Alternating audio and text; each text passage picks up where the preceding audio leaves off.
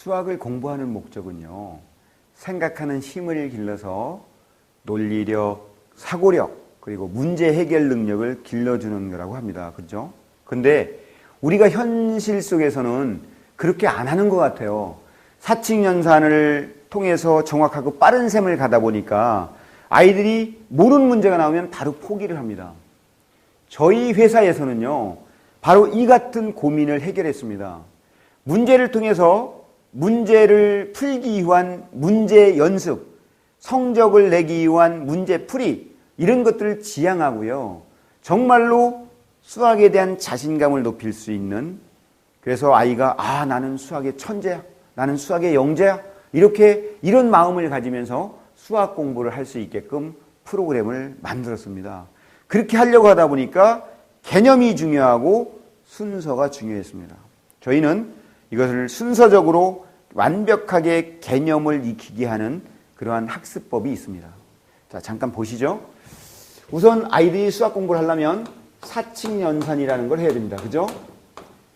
사칙연산. 그 다음에 사칙연산이 끝나면 분수를 해야 됩니다. 분수가 끝나면 방정식을 해야 됩니다. 방정식. 방정식이 끝나고 나서 저희는 서술형 문제로 접근을 합니다. 근데 여기요, 여기서 이제 문제가 발생합니다. 자, 사칙연산의 개념은요, 언제 완성될까요? 초등학교 3학년 때 완성됩니다. 순서는 이렇게 가고, 저희가 주장하는 거는 저희는 철저히 개념으로 간다 그랬잖아요. 개념. 자, 초등학교 3학년 때 사칙연산의 개념이 완성돼요. 그죠? 분수의 개념은요, 초등학교 5학년 때 완성됩니다. 방정식의 개념은 중학교 1학년 때 완성됩니다. 근데 이제 이게 서술형이 문제예요. 이 서술형이, 자, 보세요. 초등학교 1학년 때부터 서술형 시험 문제가 나옵니다. 근데 이 서술형 시험 문제는 식을 쓰고 나면 결국 방정식입니다. 그죠? 왜 그래요? 연못가에 개구리가 몇 마리인가가 있습니다. 사람이 다가오자 개구리 3마리가 연못 속으로 퐁당 뛰어들어갔습니다. 나머지 개구리를 세어보니 5마리가 있었습니다. 원래는 몇 마리 있었을까요? 만약에 이런 문제를요, 초등학교 아이들이 그것도 1학년 때 접한다면 이 문제를 푸는 아이는 극히 드뭅니다. 정상적인 아이는 바로 2줄만 읽고 포기합니다. 이거는 원인이 여러 가지가 있을 텐데요. 첫 번째는 우리 대한민국 아이들이 사칙연산을 잘못 배워서 그래요. 그죠? 사칙연산 때 너무 많은 문제만 풀게 하고, 아는 문제도 매일매일 정확하고 빠른 셈을 해서 풀다 보니까 아는 문제 푸는 것도 징그러운 거예요. 그죠? 근데 모르는 문제가 나왔어요. 그러니까 바로 포기하죠. 이게 수학 공부에 위배되는 행위입니다. 우리 EBB에서는요, 그런 것을 철저히 차단했습니다. 그래서 사칙연산도 개념으로 가고 문제를 적게 풀기 위해서 서술형 문제를 만났을 때 고민하는 아이로 만들어주자는 거가 우리의 목표였는데요. 그것도 한계가 있습니다. 좀 더 정확히 서술형 문제를 해결하려면 결국 방정식을 해결해야 됩니다. 예를 들어서 아버지의 나이는 37살입니다. 5년 지나면 아버지 나이는 아들의 3배가 된다고 합니다. 지금 아들의 나이는 몇 살일까요? 요거 초등학교 2학년, 3학년이면 서술형 문제로 나오는 단골 문제입니다. 그죠? 근데 이거를 평범한 아이가 푸나요? 못 풀어요. 그래서 우리는 문제를 통해서 아이한테 계속 세뇌를 시킵니다. 자, 아버지 나이가 37입니다. 5년이 지나면 아버지 나이는 아들의 3배가 된다고 합니다. 그러니까 37인데 아버지 나이가 5년 지나면 37 더하기 5를 해야 되겠죠? 내 나이는 모르니까 일단 네모라고 하고요. 나도 5년이 되면 내 나이가 네모 더하기 5가 될 겁니다. 그죠? 그런데 조건에서 내 나이의 3배가 아버지 나이랑 같다 이렇게 했습니다. 결국 좌변, 등호, 우변에서 식을 썼습니다. 서술형 문제된 식을 썼는데 식을 쓰고 나니까 결국 방정식이 됐습니다. 방정식. 초등학교 2학년, 3학년 아이가 이런 식을 쓸 수 있을까요? 도저히 못 씁니다. 방정식을 배우지도 않았습니다. 그럼 어떻게 하죠? 그래서 바로 포기합니다. 근데 영재급 아이들은 이거를 해결합니다. 방정식을 써서 해결할까요? 천만에. 방정식은 모르니까 못합니다. 그죠? 다양한 경우의 수를 가지고 도표를 그려서 해결합니다. 내 나이가 만약에 7살이라면, 8살일 때는 9살이라면, 10살이라면 이렇게 다양한 경우의 수를 가지고 해결하다가 답이 나오게 되면 답만 씁니다. 이게 우리의 현실입니다. 근데 실제로 초등학교 3학년은 제가 지금 말씀드린 것처럼 문제를 풀어야 됩니다. 그런데 대다수의 아이들이 그런 생각을 안 하고 아예 문제 풀기를 포기합니다. 이거는 더욱더 안 되는 현상이잖아요. 그래서 저희는 빠른 시간 안에 방정식의 개념을 저학년 아이들한테도 알려줍니다. 저희가 진행해 본 결과 요 초등학교 3학년 과정까지 끝내는 이거가요. 7살 아이들이 일주일에 3번 정도를 하면 대략 6에서 10개월 만에 이 사칙연산 초등학교 3학년까지의 과정이 완성이 됩니다. 분수요. 5, 6학년 때 배우는 이 분수 개념이요. 사칙연산 과정이 끝난 7살짜리가 이거를 하면 6개월에서 10개월이면 또한 완성이 됩니다. 결국 1학년이 끝나기도 전에 6학년까지의 분수 개념은 끝나 있습니다. 분수 개념을 끝내는 게 목적이 아니고요. 저희는 방정식의 개념을 빨리 알려주기 위해서 진행을 한 겁니다. 방정식의 개념도 그러면 초등학교 1학년 아이가 했다?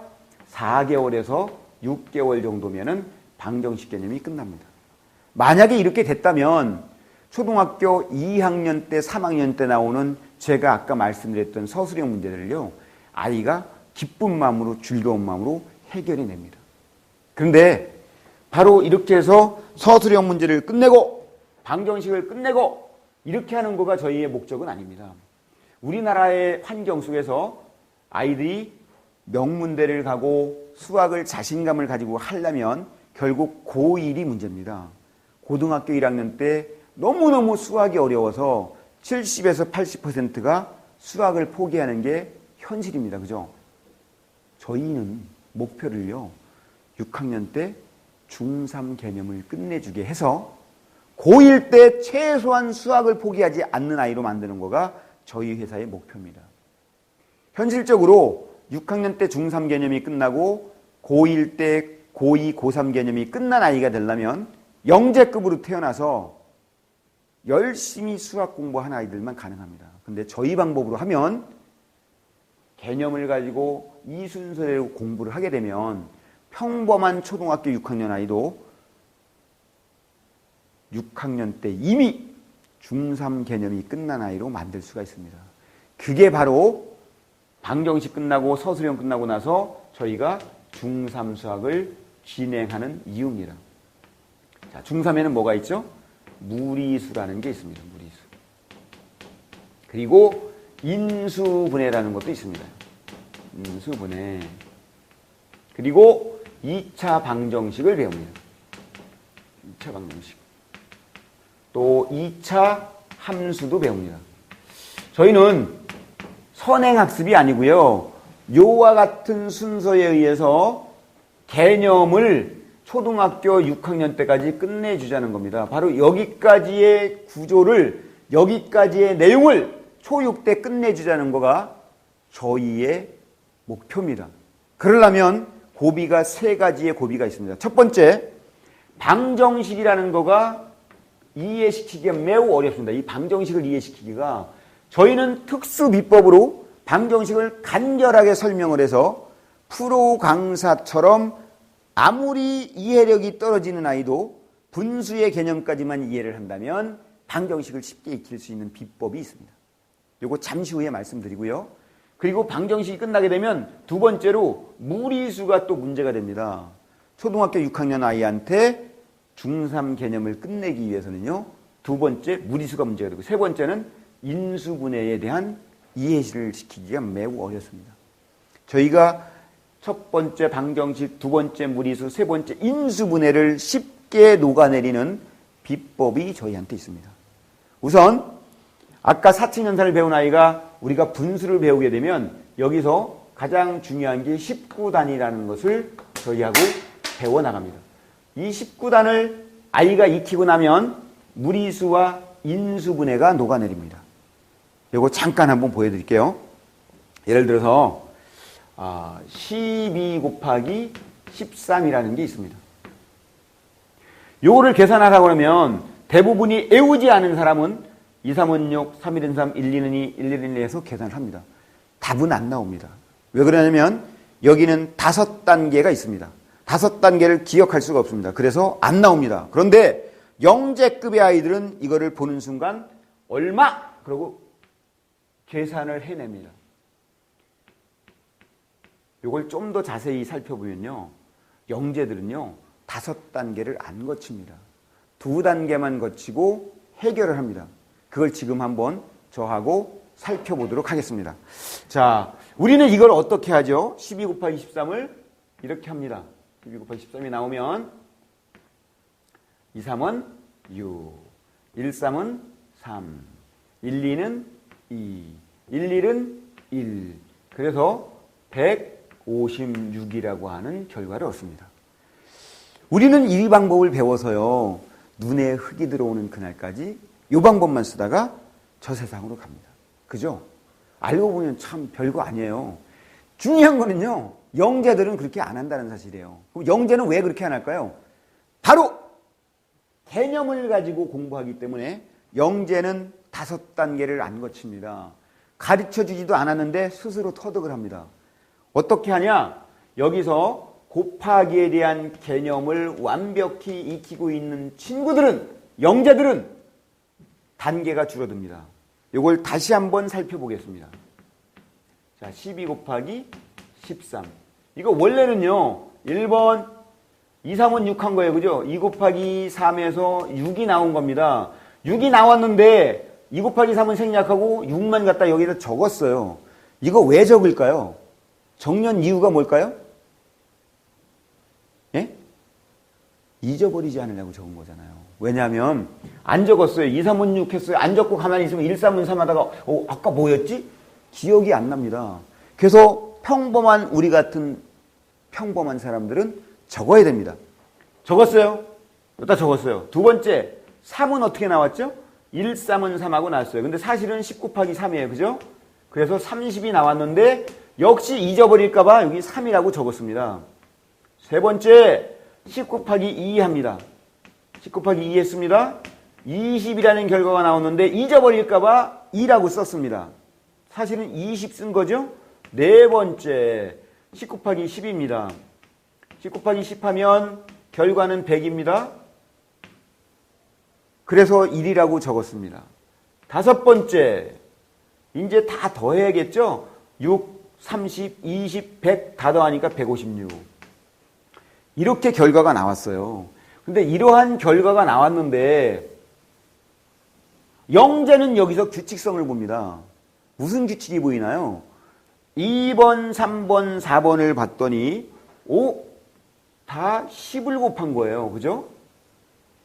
10을 곱했어요. 자, 2번 10을 몇 번 곱했나요?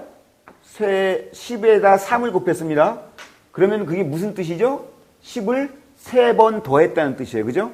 10에다 2를 곱하면 10을 2번 더했네. 10에다 10을 곱했으니까 10을 10번 더했네. 결국 2번, 3번, 4번을 합해보면 3번, 2번, 10번, 10을 15번 곱했네. 그래서 150이네가 나옵니다. 2번, 3번, 4번을요. 따로따로 하는 게 아니고요. 한꺼번에 보고 150이네 기억했습니다. 그 다음에 1번, 2, 3은 6, 150 더하기 6 하면 이게 156이 나옵니다. 156. 영재는 그럼 어떻게 하냐? 다시 한번 살펴볼게요. 자, 봐보세요. 2, 3은 6은 안 합니다. 10의 개수가 몇 개인지만 파악하면 됩니다. 자, 10 곱하기 3, 10이 몇 개죠? 3개 있습니다. 적을까요? 안 적어요, 영재는. 왜 안 적어요? 여기 3개가 이미 보여요. 10 곱하기 3, 10이 3개 있네. 10 곱하기 2, 10이 2개 있네. 안 적어도 여기 적혀 있잖아요. 그죠? 세 번째, 10 곱하기 10을 할 겁니다. 이제 10 곱하기 10. 10 곱하기 10이 뭐죠? 10이 10개 더해져 있네. 결국 10이요. 10개, 2개, 3개, 15개라는 거가 이미 여기 보입니다. 개념으로 보면 보입니다. 15개 150이 보였어요. 2번, 3번 안 적어도 12 곱하기 3이 12개, 3개, 15개 150이 보였어요. 보였죠? 마지막 2, 3원 6만 더하면 됩니다. 그래서 150에다가 6 더해서 156이 나왔습니다. 이게 기본 개념입니다. 자, 우리는요, 이렇게 개념을 익히고 나서요, 그냥 넘어가요. 그죠? 그래서 시험을 잘 맞기 위해서 문제만 열심히 풉니다. 저희는 개념을 가슴에 체화시켜주는 훈련을 합니다. 여러분들이 저하고 문제를 몇 문제 푼다고요? 3문제만 풀면 19단이 다 암기된 결과를 얻습니다. 자, 개념을 가슴에 체화시켜주기 위한 문제풀이를 합니다. 딱 3문제만 풀 겁니다. 첫 번째. 자, 첫 번째 한번 해봅니다. 17 곱하기 13 했습니다. 뭐 한다고요? 10의 개수만 볼 겁니다. 10의 개수. 자, 3, 7은 21은 일단 놔두고요. 요거 1번은 놔두고 2번, 3번, 4번만 할 겁니다. 1번 10 곱하기 3, 10이 몇 개 있죠? 3개 안 써요. 2번 10 곱하기 7 할 거 아니에요. 7개, 10 곱하기 10, 10개. 결국 10의 개수가 몇 개예요? 17개, 3개. 합해서 20. 200 계산됐죠? 끝났습니다, 이제. 그죠? 마지막 단계 뭐가 남았죠? 3, 7은 21만 더하면 됩니다. 200 더하기 21. 그래서 이것이 221입니다. 자, 이제 두 번째 문제 한번 할게요. 두 번째 문제. 16 곱하기 14. 10의 개수만 봅니다. 몇 개요? 보는 순간 이제 눈치 빠르신 분은 16개 4개가 보여요. 그죠? 16개 4개입니다. 10 곱하기 4에서 4개, 10 곱하기 6에서 6개, 10 곱하기 10에서 10개, 합해서 16개 하고 4개, 결국 20개입니다. 그죠? 200. 끝났죠? 그 다음 4, 6, 24만 더합니다. 224. 자, 세 번째 문제. 12 곱하기 12. 보는 순간 10의 개수가 몇 개가 있나요?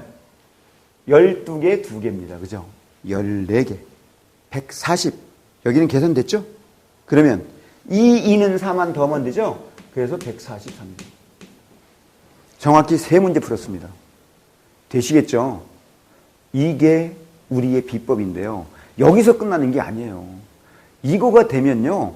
중요한 게 뭐가 되냐? 무리수와 인수분해가 녹아내립니다. 12 곱하기 12가 144. 11 곱하기 11은 121. 13 곱하기 13은 169. 19 곱하기 19는 361. 이것이요. 7살짜리 아이들도 사칙연산 끝나서 10개월이 지나면 분수를 하는 과정 속에서 매일 1, 2분씩을 하다 보면요. 일주일에서 한 달이 안 돼서요. 거의 애워집니다. 제가 어저께요. 광진구에 있는 어느 학원에 갔다 왔습니다. 중3입니다. 중3 아이한테 제가 물었어요. 이제 무리수를 배웠잖아요. 루트 361이 얼마지? 물어봤어요. 아이가 뭐라고 할게요? 한참 생각을 하고 고민하더니 이거 루트 안 벗겨지는데? 이렇게. 왜 그래요? 안 돼요. 그것은 오로지 3으로 나누어도 안 되고 소인수분해가 안 됩니다. 9로 해도 소인수분해 안 됩니다. 19 곱하기 19만 됩니다. 저희 식으로 공부한 아이들은요. 무리수에 대한 두려움이 없습니다. 루트 361 그러면 보는 순간 루트 19의 제곱이네요. 그래서 19네요가 그냥 나옵니다. 그냥 저절로 나옵니다. 무리수에 대한 두려움이 전혀 없습니다. 지금처럼 이거가 되고 나면 가능한 얘기입니다. 인수분해는요. 인수분해 중학교 3학년 때 너무너무 어려워해요. 그죠? 근데 우리는 인수분해가요. 쉽게 녹아내립니다. 잠깐 한번 보시죠. 자, 12 곱하기 12가 144라는 건 이미 알고 있어요. 그죠? 그러면 우리는 12 곱하기 12를 어떻게 연습할까요? 저희는요. 12 곱하기 12를요. 세로 셈으로 연습을 안 합니다. 자, 봐보세요. 12 곱하기 12는 이미 144라는 사실을 알고 있기 때문에 일반 아이들처럼 12 곱하기 12는 2, 2는 4, 2는 2, 1, 2는 2, 1, 1은 1, 이래서 144. 저희는 이런 셈은 안 합니다. 이런 거는. 어떻게 할까요? 12 곱하기 12를요. 10 더하기 2 곱하기 10 더하기 2. 이미요. 여기 사칙연산을 배우고 분수를 배우는 동안에 우리 아이들은 12 곱하기 12를 분배 법칙에 의해서 연습을 합니다. 중학교 수학의 핵심은 분배 법칙이잖아요. 근데 문자와 식은 아직 안 배웠지만 아이들이 숫자를 가지고 분배 법칙을 연습을 합니다. 한번 해보실까요? 자, 이렇게 해서 10 곱하기 10입니다. 그죠? 10 곱하기 10 더하기 이렇게 가면 10 곱하기 2입니다. 더하기 이렇게 해서 2 곱하기 10 더하기 이렇게 곱하면 2 곱하기 2. 그래서 우리 아이들은 10 곱하기 10이니까 10의 제곱 더하기 10 곱하기 2, 10 곱하기 2 곱하기 10은 똑같잖아요. 결국 10 곱하기 2가 2개 있네. 2 곱하기 10 곱하기 2 더하기 2 곱하기 2니까 2의 제곱. 그래서 10의 제곱이니까 100 더하기 20 곱하기 2 하니까 40 더하기 2의 제곱 4. 결과는요 144. 우리 아이들은요 144라는 결과는 이미 얻고 있기 때문에 바로 요와 같은 구조 속에서 삼각형에 의해서 풀이 과정을 쓰면서 수천 문제를 분배 법칙을 통해서 연습을 합니다. 재미있게 연습합니다. 이러면 어떤 결과가 나올까요? 이미 눈치채셨겠지만 인수분해가 여기 다 녹아 있습니다. 자, 한번 보실까요? 자, A 더하기 B 곱하기 A 더하기 B다. 요거를 중3이 가면 요거는 A 더하기 B의 제곱이다. 이거는 A제곱 플러스 2AB 플러스 B제곱이라고 해서 인수분해 공식화해서 아이들이 외웁니다. 저희는 이미 다 끝나 있어요. 자, 10을 A라고 하고 2를 B라고 하면 10 더하기 2 곱하기 10 더하기 2는 결국 A 더하기 B 곱하기 A 더하기 B나 똑같습니다. 여기서 이미 A의 제곱 플러스 2AB 플러스 B의 제곱이 이미 가슴에 다 저장돼 있습니다. 그죠? 이러한 사실들을 우리는 분수의 과정을 통해서 아이들이 접하게 됩니다. 그래서 아이가 방정식 개념을 쉽고 재미있게 익히고 나면 무리수와 인수분해가 쉽게 녹아내리는 거예요. 이러한 과정을 다비수의 분수 과정, 인터 과정에서 충분히 연습을 하고 방정식을 배웁니다. 그러면 방정식은요, 저희가 간결하게 개념을 설명합니다. 방정식을 배우는 목적은 방정식에서 서술형 문제를 잘 풀게 하기 위한 자신감을 심어주고 방정식 개념이 완전히 잡혀있기 때문에 서술형 문제를 만나면 고민하고 생각하는 아이로 만들어주자는 데 목적이 있습니다. 두 번째는 방정식을 하게 되면요, 풀이 과정을 너무너무 잘 쓰는 거예요, 아이가. 그러니까 그전에는 등호에 대한 인식이 안 돼 있는데요, 방정식을 배우면서 좌변, 등호, 우변이라고 하는 게 개념이 가슴에 딱 완전히 체화됐죠.